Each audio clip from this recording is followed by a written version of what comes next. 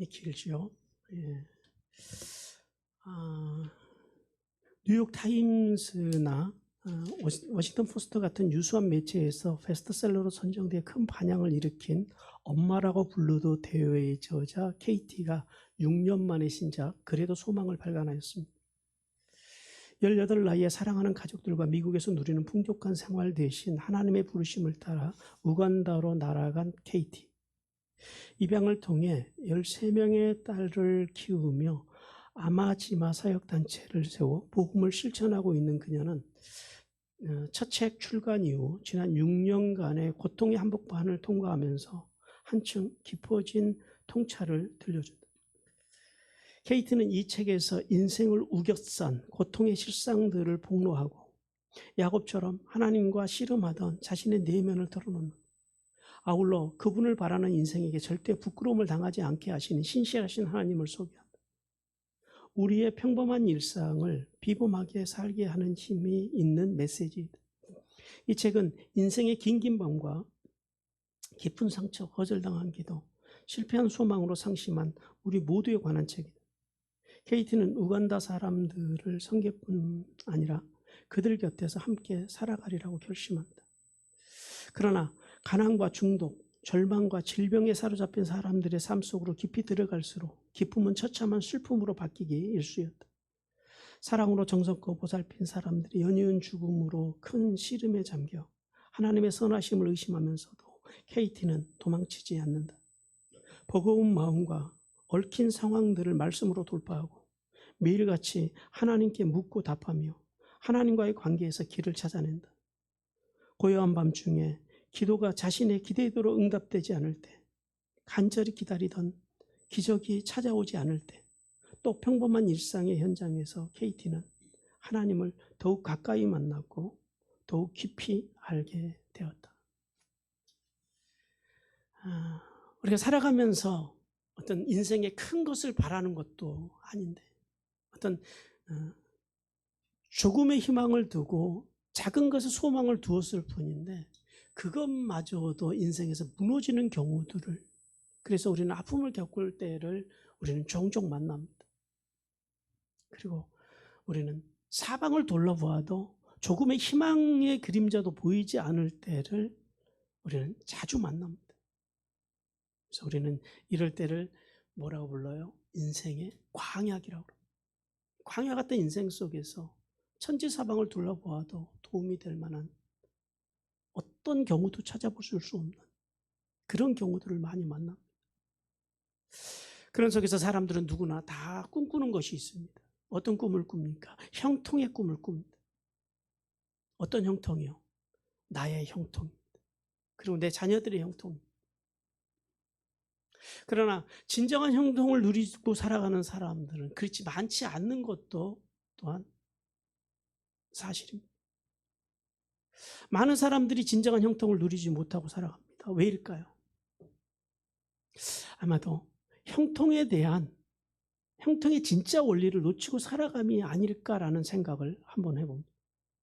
오늘 본문의 배경은 이 삶의 작은 희망조차도 품을 수 없는 그 바벨론의 포로 생활 속에서 하나님의 사랑과 능력에도 불구하고 언약의 백성으로서 자신의 환경과 처지만을 바라보면서 불평하고 그리고 그 절망 속에서 원망하면서 살아가고 있는 이스라엘의 백성들의 이야기입니다.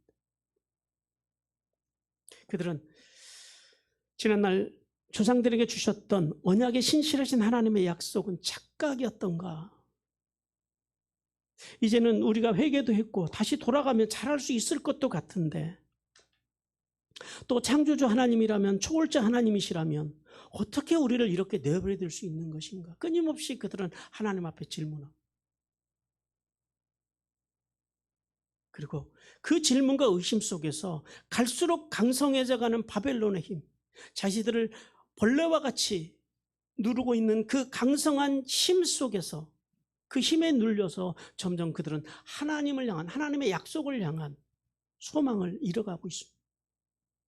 그들은 여전히 연약하고 그들에게는 여전히 소망이 없습니다. 그런데요, 그런 소망을 잃어버린 그들 가운데 하나님이 찾아오십니다. 어떤 하나님으로요? 사랑과 용서와 위로의 하나님으로 찾아오십니다.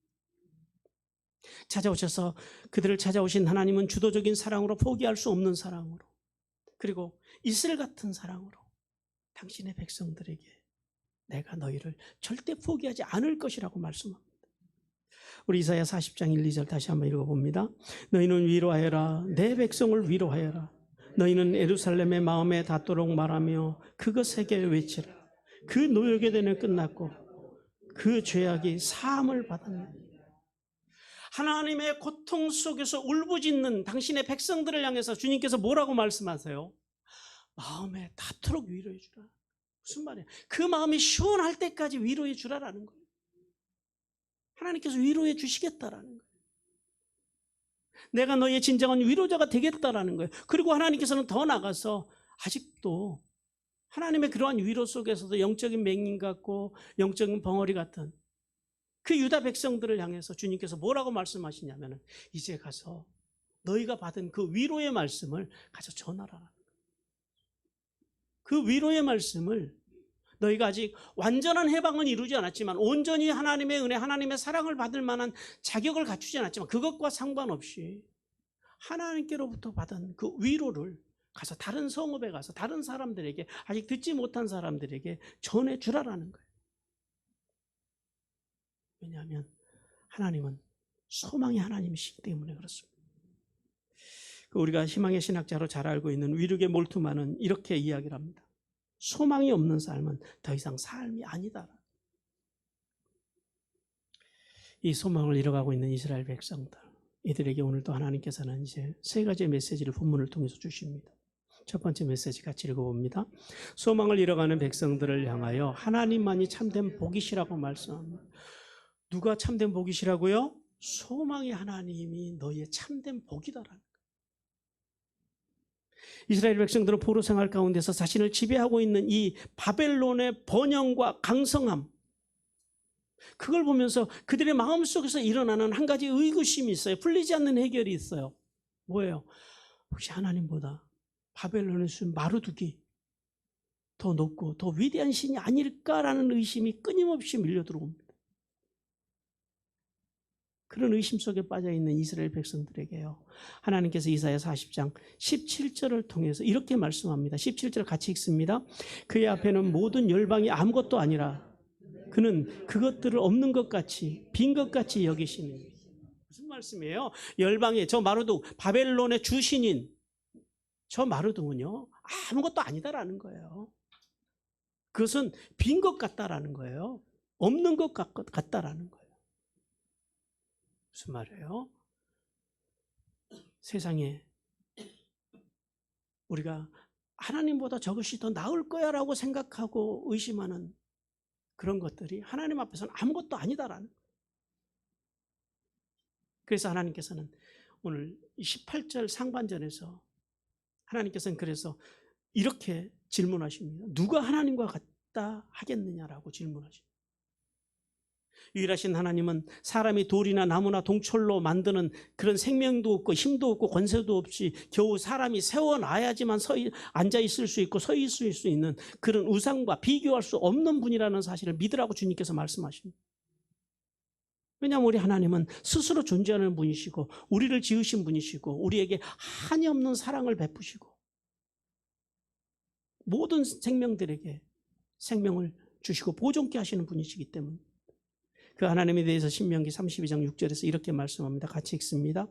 어리석고 지혜 없는 백성아, 여호와께 이같이 보답하느냐? 그는 내 아버지시요 너를 지으신 이가 아니시냐? 그가 너를 만드시고 너를 세우셨다. 누가요? 우리 하나님. 눈에 보여지는 당장의 현상만을 가지고 하나님을 의심하지 말라라는 거예요. 하나님께서는 당신의 백성이 이 우상숭배의 미혹에 빠져서 허무하고 무익한 것을 하나님과 대등한 것, 더 나아가서는요, 저것이 하나님보다 더 나은 것이 아닐까? 라고 의심하는 것. 그러한 사실에 대해서 하나님께서는 안타까워하시고 오늘 신명기서를 통해서 하나님께서 책망하고 계시는 거예요. 오늘 이 18절에 보면은요, 하나님이라고 하는 단어가 나옵니다. 근데 보통 성경에서는 하나님 하면은요, 이제 우리가 많이 들어서 아시죠? 엘로힘이라는 단어를 씁니다. 그런데 이 18절에 나오는 하나님은요, 엘이라고 하는 단어를 씁니다. 그냥 엘이라고 하는 단어를 써요. 근데 이 엘이라고 하는 단어의 그 의미는 강하신 하나님, 한 분이신 유일하신 하나님을 강조하는 호칭입니다. 근데 이 단어가 사실은 하나님에게만 쓰여지는 것이 아니라 당시에 가나안이나 그쪽 그 고대 근동 지역에서 자기가 믿는 신 중에 최상위의 신, 최고로 능력 있고 강한 신, 그 신을 엘이라고 부릅니다. 그런데 이사야 선지자가요, 그 엘이라고 하는 단어를 의도적으로 여기서 사용하고 있는 거예요. 엘로힘 하면 그냥 간단하게 끝나는데 굳이 이게 지금 이 40장에서 이사야 선지자가 엘로힘이라는 단어를 안 쓰고 엘이라고 하는 단어를 씁니다. 왜 그랬을까요? 이사야 선지자는 이 엘이라고 하는 단어를 여기서 사용함으로 인해서 이방의 엘, 이방 사람들이 최고의 권위 있는 신으로 생각하는 그 신이 최고의 신이 아니고 이스라엘의 엘, 유대 백성들의 엘, 그 하나님이 최고의 하나님이라는 사실을 말씀하기 위해서 의도적으로 여기서 엘이라고 하는 단어를, 엘로힘이라는 단어를 대치해서 씁니다. 무슨 말이에요? 모든 세상의 우상들은 이름은 엘이라고, 같은 엘이라고 불리우지만 하나님과는 감히 범접할 수 없는 그런 힘이 없고 무능하고 허무한 우상이라는 사실을 하나님께서는 강조하기 위해서 이제 이 수사 의문문을 통해서 엘이라고 하는 단어를 사용하고 있습니다. 그리고 계속해서 18절 하반절에서 20절을 통해서 하나님께서는 그러므로 어떤 형상과도 하나님을 비교하지 말라라고 말씀하십니다. 우리 18절 하반절부터 20절까지 같이 한번 읽어봅니다. 무슨 형상을 그에게 비기겠느냐? 우상은 장인을 부어 만들었고 장색이 금으로 입혔고 또 은사시를 만든 것이라. 궁핍한 자는 거제를 드릴 때 썩지 아니하는 나무를 택하고 지혜로운 장인을 구하여 우상을 만들어 흔들리지 아니하도록 세우느니라. 이게 우상이라는 거예요. 이 세상에는 유일하신 하나님과 비교될 만한 존재가 아무도 없다라는 사실을 오늘 본문을 통해서 이제 하나님께서는 다시 강조하고 계시는 거예요. 우리를 창조하시고 생명을 부여하신 하나님. 그 하나님은 사람들이 나무나 어떤 은이나 동이나 철로 만드는 그런 죽은 우상, 허탄하고 죄악된 어떤 인간의 그런 상상물들, 또 인간의 내면에 자리 잡고 있는 자신의 체력을 채우기 위해서 만든 그런 우상과는 하나님과는 비교 불가하다라는 거예요. 장인들이 나무를 베어서 다듬은 신상을 만들고 그 다음에 구레장색이 만들어 놓은 그 형틀에다가 구리 같은 것들을 부어서 만드는 그런, 인간이 주조해야지, 인간이 다듬어야지, 그리고 인간이 세워놔야지 만들 수 있는 그런 우상은 절대 복을 줄 수 없다라는 거예요. 그러므로 사랑하는 성도 여러분, 하나님만, 그분만을 바라보는 것, 그분만을 소망하는 것이 참된 인생의 복이라는 사실을 깨닫는 은혜를 받기를 주님께서 원하십니다. 중세시대 때 어떤 그 수도사가요, 붓을 들고 제자들 앞에서 흰 종이에다가 이렇게 줄을 하나 쫙 그었어요. 줄을 그은 다음에 이제 제자들에게 이야기를 합니다. 내가 그은 선에다가 손을 대지 말고, 붓을 대지 말고, 이 내가 그은 선을 가늘고 짧게 만들어 보라는 거예요. 제자들이 아무리 연구를 해봐도 답이 안 나와요. 그런데 한참을 그러고 있다가 한 제자가 스승의 의도를 깨닫습니다. 그리고 스승의 그 붓을 들고 그 스승이 그려놓은 선 아래 위 옆으로 여러 개를 그 선보다 더 굵고 그 선보다 더 긴 거를 여러 개를 그린 거예요. 여러 개를 그려놨더니 스승이 그렸던 선이 어떻게 돼요? 훨씬 가늘게 보이고 훨씬 짧게 보이더라라는 거예요. 무슨 말이에요? 우리가 인생을 살아가다 보면요, 인생의 크고 작은 고난이 끊임없이 옵니다. 인생의 고난이 왜 온다고요? 예, 살아있으니까 오는 거예요. 살아있는 동안에는 인생의 크고 작은 고난은 끊임없이 옵니다. 근데 사람들은 인생의 고난이 오면요, 딱 두 가지로 반응합니다. 그 상황에 집착하는 사람, 그 상황만을, 그 인생의 문제만을 바라보는 사람이 있고, 또요, 그 인생의 문제 너머에 계신 하나님을 바라보는 사람, 두 종류로 나눠지더라고요.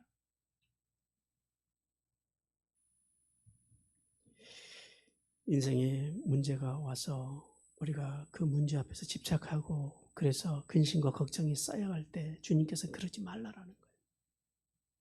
주님의 십자가의 사랑으로 주신 그 사랑, 그 은혜, 그것을 잃어버리지 말라라는 거예요. 그래서 그런 인생의 문제가 오면 어떻게 하래요? 그 문제에 매달리지 말고 어떻게 하래요? 상황보다 해석이 더 중요하다는 사실을 깨닫고 그 문제를 통해서 내게 말씀하신 하나님의 음성을 듣고 또 그 문제를 통해서 내게 복을 주시는 하나님을 만나는 은혜를 받으라고 주님께서 말씀하십니다. 그래서 인생의 문제가 오면 올수록 우리의 기도의 줄을 어떻게 해야 돼요? 더 굵고 더 그 문제보다 더 굵고 더 길게 그어야 된다는 거예요. 그리고 감사의 줄을요, 더 굵고 더 길게 그어야 된다는 거예요. 믿음의 줄, 헌신의 줄을 더 힘차게 그리라고 주님께서 말씀하십니다. 그럴 때 우리 인생에 오는 그 문제는 더 짧아지고 더 가늘게 보여질 수밖에 없다라고 그 사실을 깨달으라고 주님께서 말씀하십니다. 로마서 8장 38절 39절 같이 읽습니다. 내가 확신하노니 사망이나 생명이나 선사들이나 권세들이나 현재 일이나 장래 일이나 능력이나 높음이나 깊음이나 다른 어떤 피조물이라도 우리를 우리 주 그리스도 예수 안에 있는 하나님의 사랑에서 끊을 수 없느니라.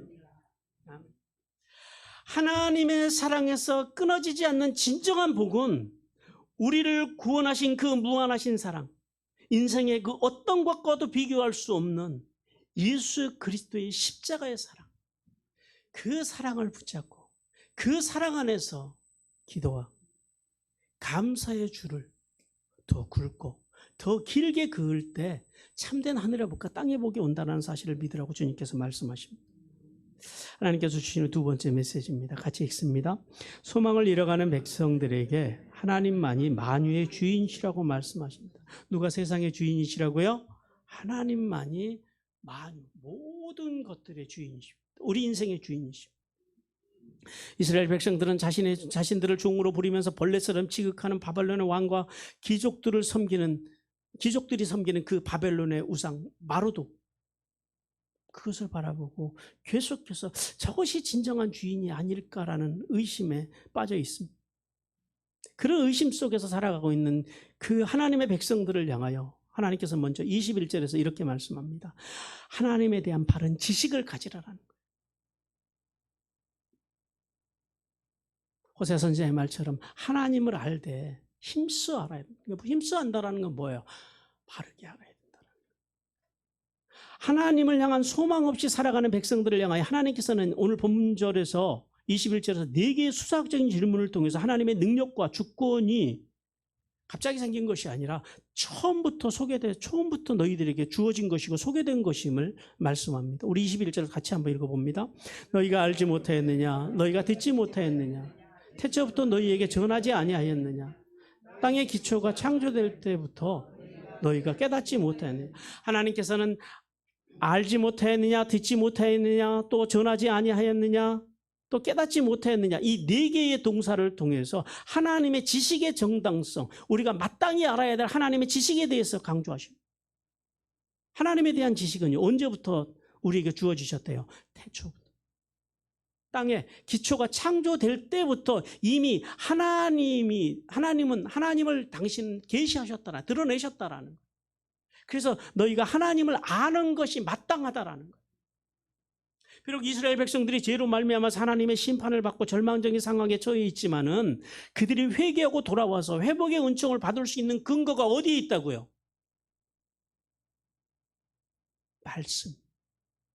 하나님의 말씀. 하나님에 대한 지식. 그 말씀을 바로 알 때 우리가 하나님과의 관계가 다시 온전해질 수 있다라는 거예요. 그러니까 여러분, 하나님의 말씀을 읽고 듣고 성경 공부하는 게 이게 특별한 게 아니에요. 안 하는 게 이상한 거죠. 우리 집사님 한 분이 그런 고백을 했어요. 목사님, 전에는 말씀으로 산다라고 하는 건 그 자체가 말이 안 됐다라는 거예요. 근데 하나님의 말씀을 공부하면서 요즘은 그런 생각이 든대요. 말씀으로 사는 게 더 쉽대요. 그러니까 이전에는 말씀대로 못 사는 것, 그러니까 그 어려운 길을 내가 택해왔다라는 거예요. 근데 지금은 살아보니까 하나님 말씀대로 살아가는 게 더 편하더라라는 거예요. 어떤 의미일까요? 어떻게 우리가 하나님 말씀대로 어떻게 살아요? 그게 아니죠. 하나님 말씀대로 발버둥 치는 삶이 훨씬 더 의미가 있고 인생이 보람이 있고 그게 더 쉽더라라는 거예요. 안 되면 어떻게 하면 돼요? 슈브 하나님께로 돌아가면 돼요. 또 돌아가서 정비하고 또 돌아오고. 하나님 말씀도 없이 하나님 말씀도 모르고 죄악 속에서 죄인지 어쩐지도 모르고 이것이 올바른 신앙인지 아닌지도 모르고 그렇게 살아가는 인생이 아니라 어떤 인생이요? 하나님에 대한 바른 지식을 가지고 살아가는 인생. 그래서 제 소원은 여러분이 목사보다 훨씬 더 훌륭해지셨으면 좋겠어요. 하나님 말씀에 대한 깊이도 훨씬 목사보다 더 깊었으면 좋겠어요. 그게 아버지의 마음이고 어머니의 마음이잖아요. 자식이 여러분들보다 훨씬 훌륭했으면 좋겠지요. 네, 그것이 부모 마음이에요. 저는 여러분들이 하나님의 말씀 안에서 살아가는 삶이 훨씬 행복했으면 좋겠어요. 이렇게 하나님의 백성들이 하나님을 아는 것이 인생의 가장 큰 특권이자 이것이 진정한 복이라는 사실을 깨닫기를 주님께서 원하십니다. 인간이 이 세상에서 누릴 수 있는 가장 큰 특권, 가장 큰 복이 뭐라고요? 하나님을 아는 복이에요. 바로 알아야지요. 바로 믿고. 그래야지 인생을 진짜 행복하게 살아갈 수 있다는 거예요. 그래서 로마서 3장 1절 2절에서 이렇게 말씀합니다. 같이 읽습니다. 그런즉 유대인의 나음이 무엇이며 할례의 유익이 무엇이냐? 범사에 많으니 우선은 그들이 하나님의 말씀을 맡았지. 유대인이 이방인보다 나은 것이 딱 하나가 있다라는 거예요. 그게 뭐예요? 말씀이라는 거예요. 여러분이 하나님의 말씀을 아는 것. 우리가 세상 사람들보다 나음이 어떤 세상 사람들의 조건, 세상 사람과 같은 그런 조건에서 나오는 것이 아니라 하나님의 언약의 백성으로서 말씀을 통해서 그것이 가능하다는 사실을 깨닫기를 주님께서 원하십니다. 그리고 우리는 하나님을 믿고 아는 것에 대해서, 알아가는 것에 대해서 자부심을 가져야 돼요. 그것을 가지고 사람들 앞에서 우리가 교만하면 안 되겠죠. 그러나 그렇게 살기 위해서 발버둥 치는 삶을 가지고 하나님 말씀으로 살아가는 삶을 가지고 자랑스러워하고 자부심을 가지고 높은 자존감을 가지고 세상적인 것 때문에 주눅 들지 않고 그 하나님의 말씀으로 살아가는 삶을 가지고 복된 인생들을 살아가기를 주님께서 원하십니다. 그래서 우리가 다시 한번 정리합니다. 믿음이 뭐라고요? 믿음은 첫 번째요. 뭘 믿어요? 하나님의 말씀을 믿는 거예요. 두 번째는요. 하나님의 말씀을 뭐 하는 거예요? 존중하는 것입니다. 내 삶의 최고의 가치로. 세 번째는요. 그 존중한 하나님의 말씀을요. 네, 그렇게 살아가는 것. 근데 살아가는 게 잘 안 되니까 어떻게 하자고요? 살기 위해서 발버둥 치자라. 하나님 말씀대로 살다가 발버둥 치다 잘 안 되면 어떻게 해요? 하나님 앞에 돌아와요. 다시 십자가 앞에 돌아와서 주님 이거 제가 안 되는데요. 성령님 도와주십시오 하고 또 주님과 동행하고 또 나가서 살고 그렇게 하다 우리는 천국 가는 거예요. 온전히 우리가 완전해져야지 천국 가는 것이 아니라 그렇게 우리가 늘 말씀대로 살기 위해서 발버둥 치고 또 안 되면 또 주님 앞에 나와서 회개하고 또 살기 위해서 발버둥 그러면서 점점점 어디까지 자라가요? 그리스도의 분량까지 그리스도의 장성함까지 자라가다가 우리는 천국 가는 거예요. 그리고 22절과 24절에서 이제 하나님께서는 두 번째 능력의 하나님을 바라보라고 말씀합니다. 우리 22절부터 24절까지 같이 한번 읽어봅니다. 시작. 그는 땅 위에 궁창을 앉으시나니 땅에 사는 사람들은 메뚜기 같으니라. 그가 하늘을 차일같이 펴셨으며 거주할 천막같이 주셨고 귀인들을 폐하시며 세상의 사사들을 헛되게 하시나니 그들은 겨우 심기고 겨우 뿌려졌고 그 줄기가 겨우 땅에 뿌리를 박자 곧 하나님의 입김이 부시나니 그들을 말라 해오리 바람에 불려가는 초계 같도다. 오늘 22절에서 뭐라 하냐면 사람을요 메뚜기 같다라고 말씀. 이게 무슨 말입니까? 하나님께서 우리를 비하하시는 게 아니요. 그게 아니고 하나님과 인간의 그 차이를 주님께서 말씀하시는 거예요. 무슨 말이냐면 하나님은 하늘 위에 앉아 계신 분이죠. 반면에 인간은요 도저히 미칠 수 없는, 하나님은 인간이 미칠 수 없는 높은 곳에 계시고 인간은 이제 이 한정된 땅이라고 하는 존재에서 살아가는 존재라는 거예요. 그 의미로 말씀하시는 거예요. 그래서 무슨 말이야? 한마디로 정리하면 그거예요. 인간은 도저히 하나님과 필적할 수 없는 존재라는 사실을 강조하기 위해서 인간을 메뚜기와 같다라고 그렇게 표현하십니다. 그러므로 이스라엘 백성들이 그토록 두려워하던 열방의 권세자들, 세상의 귀인들, 세상 사람들, 이 세상 사람들, 그들의 주권자가 누구시라고요? 하나님이시라. 하나님 앞에서 그들은 메뚜기와 같다라는 거예요. 그들은 하나님 앞에서 오늘 본문 말씀에 의하면 신기워지고 겨우 뿌리가 내려서 막 뿌리를 내리자마자 동풍이 불어서 바람에 날아가는 초계와 같은 무기력한 존재가 누구라고요? 세상 사람들, 세상의 우상이라는 거예요. 그러므로 너희는 하나님이 홀로 지존자시며 하나님께서 권능으로 세상을 창조하셨음을 믿고 하나님이 만유의 주인이시라는 사실, 우리의 삶의 생사화복을 주관하시는 하나님이라는 사실, 그 사실을 잊지 말라라고 주님께서 말씀하십니다. 그 능력의 주님을 믿으라고 말씀하십니다. 그리고 25절 26절에서 세 번째는 그러므로 나를 누구와도 비교하지 말라라고 말씀합니다. 우리 25절 26절 같이 읽습니다. 거룩하신 이가 이르시되 그런즉 너희가 나를 누구에게 비교하며 나를 그와 동등하게 하겠느냐 하시니라. 너희는 눈을 높이 들어 누가 이 모든 것을 창조하였나 보라. 주께서는 수요대로 만상을 이끌어내시고 그들의 모든 이름을 부르시나니 그의 권세가 크고 그의 능력이 강하심으로 하나도 빠짐이 없다. 만유의 주인이 되시는 능력의 하나님이 우리를 지으셨고 우리의 약점, 우리의 한계, 우리의 고통, 우리의 억울함 하나님께서 다 아신다라는 거예요. 그러므로 하나님과 세상의 것들을 비교하지 말라라고 말씀하십니다. 그 하나님께서는 우리를 힘들게 하는 거 무엇인 줄 아시고 하나님의 그 무한하신 사랑으로 우리가 힘든 길을 걸어가지만 힘든 길에 우리를 버려두지 아니하시고 우리가 갈 수 있는 최선의 길로 우리를 이끌어 인도하시겠다라는 거예요. 우리의 참된 주인이신 하나님은 우리를 지으셨고 완벽하게 알고 계시므로 하나님 그분만을 의지할 때 인간에게 그때 진짜 하늘의 복과 땅이 복이 임한다고 지금 말씀하십니다. 하나님께서 주시는 세 번째 메시지입니다. 같이 읽습니다. 삶의 소망을 잃은 백성에게 오직 하나님께만 소망을 두라고 말씀하십니다. 포로의 삶에 점점 지쳐가고 말씀도 희미해져가고 하나님에 대한 소망이 빗맞아 사라져가는 그 유대 백성들. 현실적으로 불의하고 억울한 일을 당해도 자신을 보호하지 않으시는 그 하나님, 그리고 지난날 조상과의 언약을 지키지 않으신 하나님, 그 하나님을 향해서 이스라엘 백성들은 불평을 늘어놓습니다.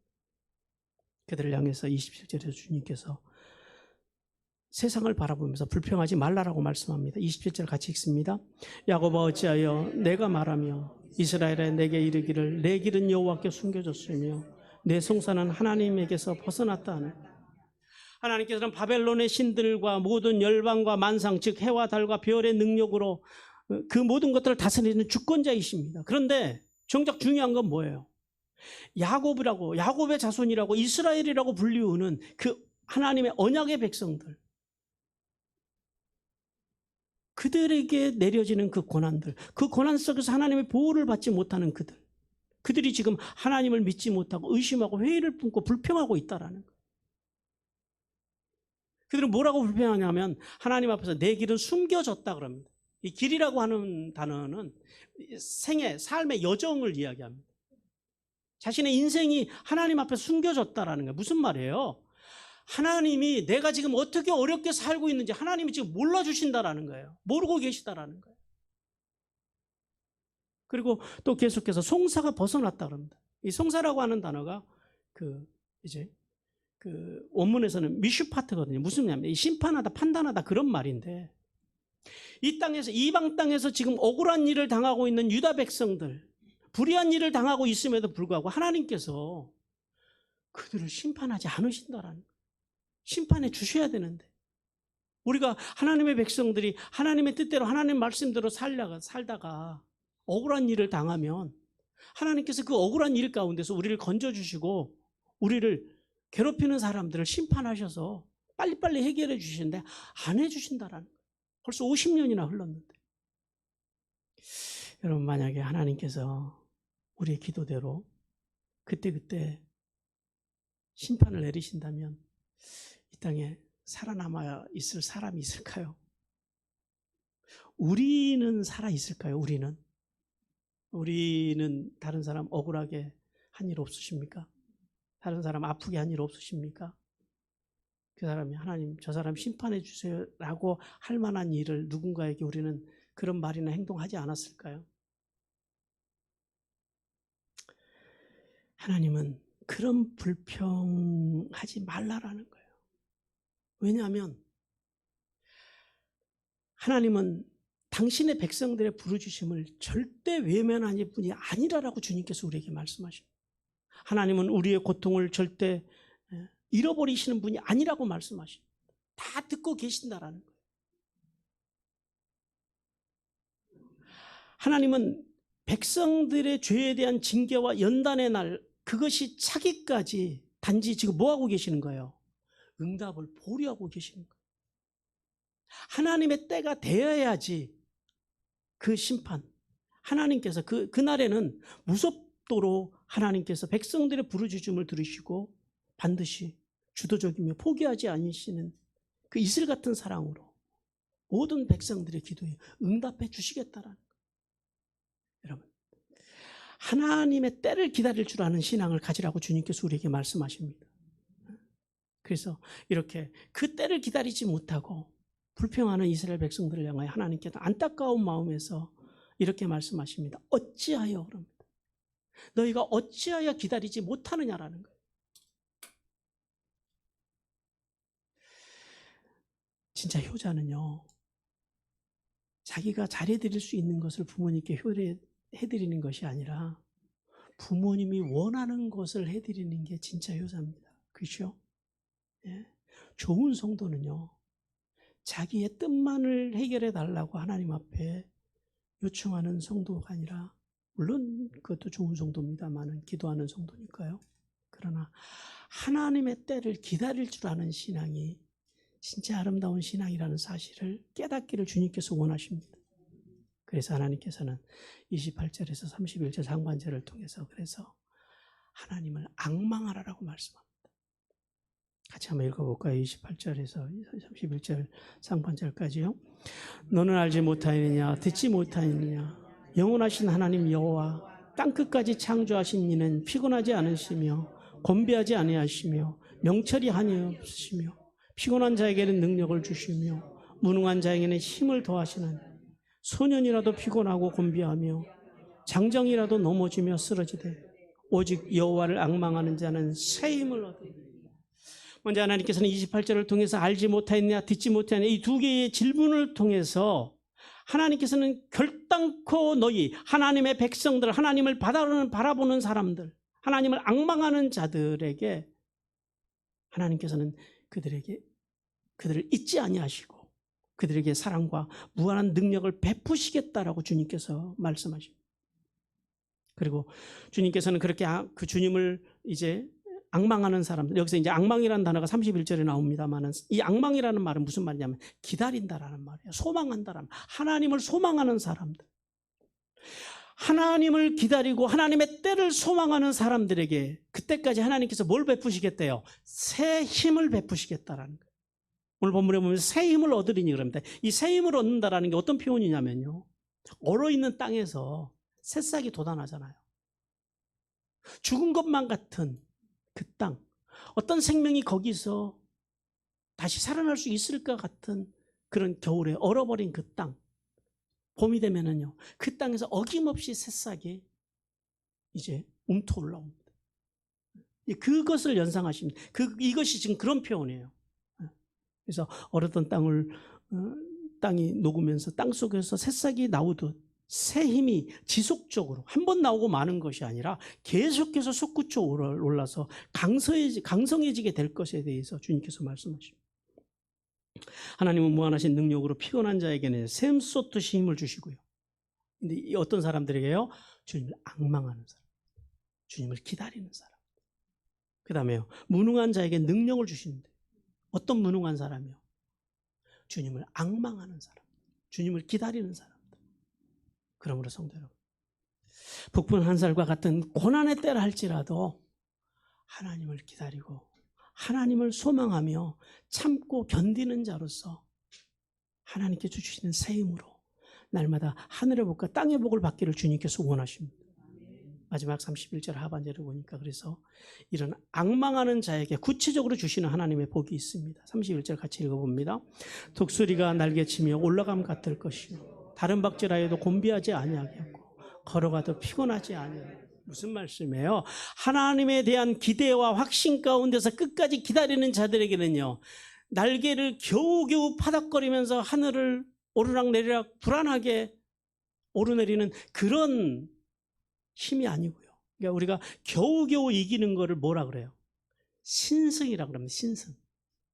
그런 신승하는 인생이 아니라 장성한 독수리가 날개짓 한 번 하지 않고 그 거대한 기류를 타고 가장 하늘 높은 곳에 올라가는 것처럼, 활강을 통해서 높은 곳에 오르는 것처럼 하나님께서 우리에게요, 백전백승의 삶을 주십니다. 우리가 힘이 없고 무능하고 괜찮아요.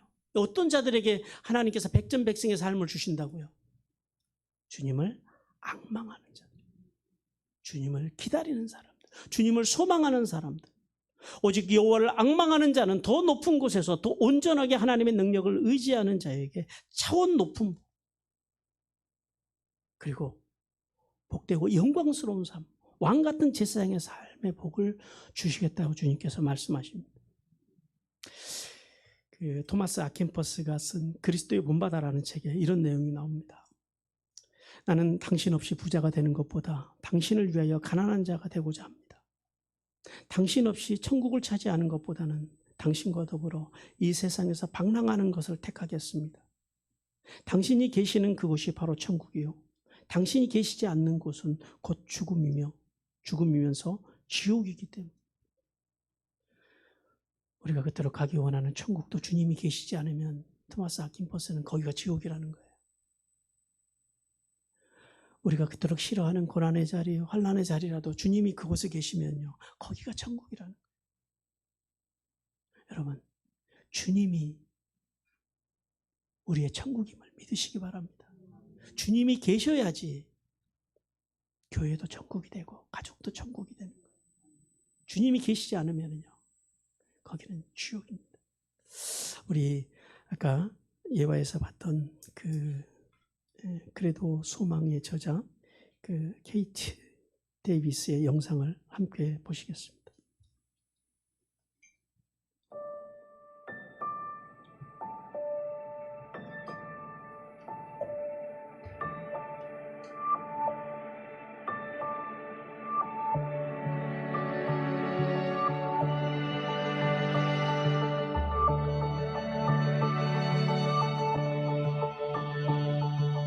I think my favorite stories shared in this book are definitely stories of all the people that have lived with us over the years. It was so fun to write about each of them and just remember little quirks about their personalities and how much they blessed us while they were in our home. We've known the joy of the Lord so clearly through all of our different guests and visitors, and even people who have stayed for so long that they didn't feel like guests. I think definitely the hardest stories to write about were those of loss, where we lived with people for a long time and basically got to walk them home to be with Jesus. In the midst of all that, I think the Lord just reaffirmed all the lessons He taught me during those seasons, the lessons of how much He can bring joy and beauty out of hardship.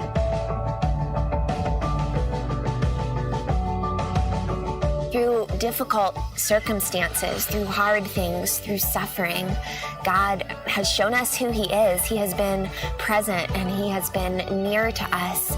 And He has been our hope, and He has brought joy in the midst of the most impossible circumstances.